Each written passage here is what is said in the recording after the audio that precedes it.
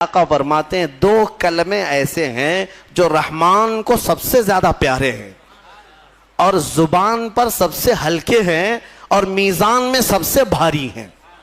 زبان پر بہت ہلکے ہیں، میزان پر سب سے بھاری ہیں. وہ دو کلمے کیا؟ السلام علیکم ورحمۃ اللہ وبرکاتہ. ناظرین، امید کرتا ہوں آپ سب لوگ خیریت سے ہوں گے. آج ہم دیکھیں گے ایک خوبصورت سا ویڈیو، رمضان شریف کا ویڈیو. تو آئیے چلیے مل کے دیکھتے ہیں رمضان شریف کا ایک خوبصورت ویڈیو. مجھے بات صرف اتنی عرض کرنی ہے کہ قرآن کو تم نے چھوڑا ہے میرے عزیزوں، جس کی وجہ سے آج ہماری حالات ہے. کاش ایک بار قرآن پھر سے اٹھا لو. میں قسم رب ذوالجلال کی، اللہ تبارک و تعالیٰ کا وعدہ تمہیں یاد دلا رہا ہوں. مولا نے قرآن میں فرمایا کان حقا علینا نصر المؤمنین، ہم نے اپنے اوپر لازم کر لیا ہے کہ ایمان والوں کی مدد کریں گے. ہم نے ابھی قرآن میں پڑھا ہے ان یکم منکم 20 صابرون یغلبوا 200، اگر تم میں 20 لوگ صبر والے آ جائیں، مولا فرماتا ہے میں 200 پر انہیں بھاری کر دوں گا، 200 پر بھاری کر دوں گا. یہ سب وعدے تمہارے لیے ہیں. لیکن اب کیا ہوگا؟ اسی لیے کسی شاعر نے کہا تھا اب فقط شور مچانے سے نہیں کچھ ہوگا اور یوں ہی ہونٹوں کو ہلانے سے کچھ نہیں ہوگا. تمہیں اب اس قرآن پاک کو اٹھا کر دیکھنا ہوگا کہ عملی زندگی کیا ہے. بڑے بڑے سائنسدان، بڑے بڑے مورخین قرآن پڑھتے رہے، آج بھی پڑھ رہے ہیں اور تحقیقات کر رہے ہیں. افسوس ہے کہ ہماری قوم میں ایک بڑا طبقہ قرآن سمجھنا تو دور کی بات ہے، پڑھنا بھی نہیں جانتے. جو پڑھنا نہیں جانتے، یہی تو حال ہے کہ ہم نے دیکھا ہے بڑی بڑی محفلیں، تمہیں قوالی میں تو اتنا جوش آتا ہے، تھرکتے رہتے ہو، ناچتے رہتے ہو. کون سا جوش ہے؟ ہاں، تم یہاں پر کسی محفل میں بیٹھ کر کے کچھ اشعار سنو تو تمہارے جسم میں وجد آنے لگتا ہے. بعض لوگ یہ کہتے ہیں یہ وجد ہے، وجد ہے. ارے اللہ کا کلام سن کر کوئی وجد نہیں آیا. قرآن پاک سننے کے بعد تمہارے رونگٹے کھڑے نہیں ہوئے. کیا کھڑے ہوں گے؟ سمجھ میں آتے تو نا. قرآن کی آیتیں آج بھی پتھر دلوں کو بھی پانی کر دیتی ہیں. تمہیں پتا ہے فضیل بن عیاض اپنے زمانے کے بڑے ڈاکو، بغداد کے راستے پر جو بھی قافلہ گزرتا لوٹ مار کرتے تھے. لیکن ایک قاری قرآن اونٹ پر بیٹھ کر تلاوت کرتے ہوئے جا رہا تھا اور 27ویں پارے کی آیت تلاوت کر رہا تھا. أَلَمْ يَأْنِ لِلَّذِينَ آمَنُوا أَن تَخْشَعَ قُلُوبَهُمْ لِذِكْرِ اللَّهِ، کیا ایمان والوں کو ابھی وہ وقت نہیں آیا کہ اللہ کے ذکر سے ان کا دل ڈولنے لگ جائے، ہلنے لگ جائے، وہ توبہ کر لیں؟ اتنی آیت سنی تھی فضیل بن عیاض کے ہاتھ کانپنے لگے. کیوں؟ عربی سمجھتے تھے، ڈاکہ زنی کرتے تھے لیکن عربی معلوم تھی. لیکن ایک قاری قرآن سے جب یہ آیت سنی، دل پر ایسے گزرنے لگی، ہتھیار پھینک دیا، ساری چیزیں پھینک دی اور چیخنے لگے آن لنا ربنا، آن لنا ربنا، اے ہمارے رب وہ وقت آ گیا، وہ وقت آ گیا، مجھے تو اپنی بارگاہ میں لے لے. اور پھر ایسی توبہ کی، ایسی توبہ کی، اللہ اکبر. اس کے بعد جو ان کی زندگی میں تبدیلی آئی جانتے ہیں؟ فضیل بن عیاض اولیاء کرام کی جماعت میں سند کا نام ہے. آج اتنا بڑا مقام ہے کہ سیدنا غوث اعظم عبد القادر جیلانی رضی اللہ تعالیٰ عنہ بھی ادب کیا کرتے تھے.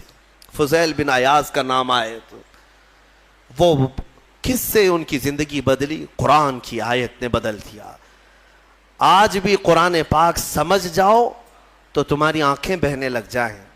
یہاں تو تراویح کی 4 رکعت جسے بھاری لگتی ہو وہ قرآن کیا سمجھے گا؟ ہاں، لوگوں کو ایسا ہی لگتا ہے کہ بالکل شتابدی ایکسپریس والی جہاں تراویح ہوتی ہے وہاں پڑھنا چاہیے، 15 منٹ میں پورا ہو جائے. کچھ بھی پڑھتا رہے ہو، عربی پڑھے کہ چائنیز پڑھے کہ جرمنی پڑھے، ہاں بس یہ ہے کہ تڑ جلدی سے نکالتے. مسلمانوں، کیا یہ بوجھ ہے تراویح جس کو تم اپنے کندھوں سے ہٹا کر بھاگنا چاہتے ہو؟ مزاج تو یہ بناؤ کہ قرآن ہمیں ویسا سنایا جائے جیسے رسول پاک کے زمانے میں سنایا جاتا. قرآن سنیں تو ہمیں رسول پاک کا مدینہ یاد آ جائے. قرآن کے نغمات آج بھی اس کی قراتیں لوگوں کو رلا دیتی ہیں، تمہیں اندازہ بھی نہیں ہے۔ کئی انگریز مصر میں نے دیکھا ہے، کئی انگریز جن کو قرآن سنایا گیا اور انہیں معلوم تھا تو وہ رو پڑے۔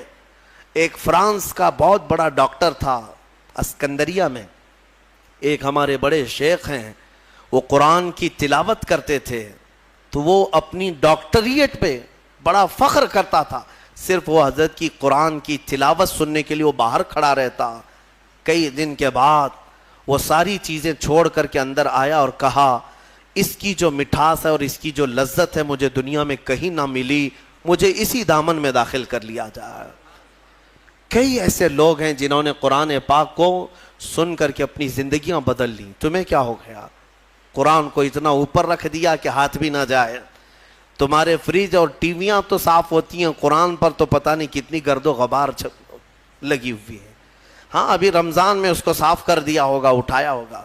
قرآن تم کب اٹھاتے ہو؟ قسم کھانے کے لیے، جھگڑا ہو جائے دیکھو میں قرآن کی قسم کھا رہا ہوں، یا پھر کب قرآن اٹھاتے ہو؟ جب کسی کی میت ہو جائے، جلدی لاؤ قرآن۔ ارے یہ زندوں کے لیے اترا ہے قرآن، مردوں کے لیے نہیں۔ قرآن زندوں کے لیے نا، ہاں مردوں کو ایصال ثواب تو ضرور کرائیں گے ہم، فائدہ تو پہنچے گا تلاوت کا، لیکن یہ ایصال ثواب کے لیے ہی نہیں۔ قرآن کہتا ہے ھدی للمؤمنین، مومنوں کی ہدایت کے لیے آیا ہے۔ ہدایت چھوڑ کر کے تم دکان کی اوپننگ کے لیے، گھر کی ٹھنڈک کرانا ہے، اوپننگ کرانا ہے، اور پھر ماں باپ کی میت ہو گئی ہے، اور پھر کیا ہے؟ جھگڑے میں قسم کھانا ہے۔ یہی ساری چیزیں قرآن اٹھانے کی ہے۔ قرآن عظیم اللہ تعالیٰ کا وہ عظیم تحفہ ہے کہ پوری زندگی بھر اس پر رشک کرو گے تو بھی کم ہے۔ آج پوری دنیا میں کسی قوم کے پاس یہ کتاب نہیں ہے جتنی محکم کتاب تمہارے پاس ہے۔ سینہ تان کر کے کہہ سکتے ہیں ایسی کتاب کسی کے پاس نہیں ہے۔ اتنا بڑا ذخیرہ تمہارے پاس ہے اور تم اس کو پیچھے ڈالے ہوئے ہو۔ بچپن میں ہمارے بچوں کو جب مدرسہ بھیجتے ہیں ہم تو قرآن سینے سے لگا کر بھیجتے ہیں نا، بچہ سینے سے لگا کر کے آتا ہے قرآن، لیکن چند ہی دنوں کے بعد جب ہم بڑے ہونے کے بعد دیکھتے ہیں اسکول جانے کے وقت بچہ تو سارا بستہ پیٹھ پر رکھا رہتا ہے، ہوتا یہی ہے نا، بستے میں ساری بکس کتابیں پیٹھ پر رکھا رہتا ہے، لیکن مدرسہ جب آتا ہے تو قرآن سینے سے لگا کر آتا ہے۔ شاید بڑوں نے، ہمارے بزرگوں نے یہ رواج رکھا ہوگا کہ بیٹا قرآن ہمیشہ سامنے ہونا چاہیے، قرآن ہمیشہ مقدم رہے، بعد میں سب، لیکن بڑے ہونے کے بعد یہ سامنے والی چیز پیچھے ڈال دیتا ہے، پیچھے والی چیز کو ہی اہمیت دینے لگتا ہے۔ ایک بات یاد رکھو، میں نہ کالج کا مخالف ہوں، نہ اسکول کا مخالف ہوں، نہ یونیورسٹی کا مخالف ہوں۔ ہاں کوئی بھی کالج کا، یونیورسٹی کا، کہیں کا اسٹوڈنٹ ہو میرے ساتھ بیٹھے، میں اس کے ساتھ انشاءاللہ ڈسکس ضرور کروں گا ہر ٹاپک پر، لیکن یہ برکت ہے صرف قرآن کی۔ الحمدللہ ہم نے قرآن پڑھا ہے تو قرآن کی برکت سے اللہ نے ہمیں سائنس کی بھی سمجھ عطا کی ہے، ہمیں میتھس بھی آتا ہے، ہمیں جیومیٹری بھی آتی ہے، ہمیں فزکس بھی آتا ہے تھوڑا بہت۔ میں یہ فخر کے لیے نہیں کہہ رہا، نہ ہی یہ غرور کے لیے کہہ رہا ہوں، بلکہ جو کچھ بھی اللہ نے ہمیں شدھ بدھ دی ہے وہ قرآن کی برکت سے عطا کیا ہے۔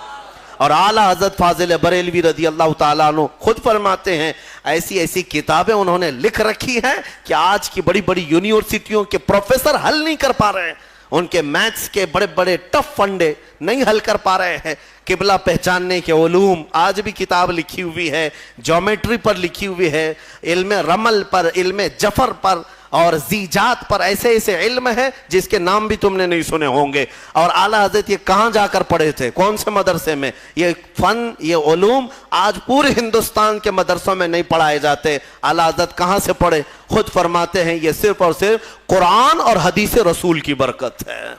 رسول پاک صلی اللہ تعالیٰ علیہ وسلم کے قدموں میں جو ہو گیا، ہر علم خیرات میں ملا۔ میں یہ کہتا ہوں کہ نوجوانوں ضرور جاؤ، اسکول جاؤ، کالج جاؤ، یونیورسٹیوں میں جاؤ، ٹاپ کرو، پوری یونیورسٹی کو ٹاپ کرو، لیکن عقیدہ اور یقین یہ ہونا چاہیے کہ تم دنیا میں اگر عروج پر پہنچو گے تو شروعات تمہاری الحمدللہ رب العالمین سے ہونی چاہیے۔ یہاں سے ہو تو پھر دیکھو اللہ تعالیٰ تمہیں ترقی بھی دے گا اور برکت بھی عطا کرے گا۔ اللہ کریم ہمیں کہنے سننے سے زیادہ عمل کی توفیق عطا فرمائے۔ قرآن عظیم کی برکتیں اللہ تعالیٰ ہم سب کو عطا فرمائے۔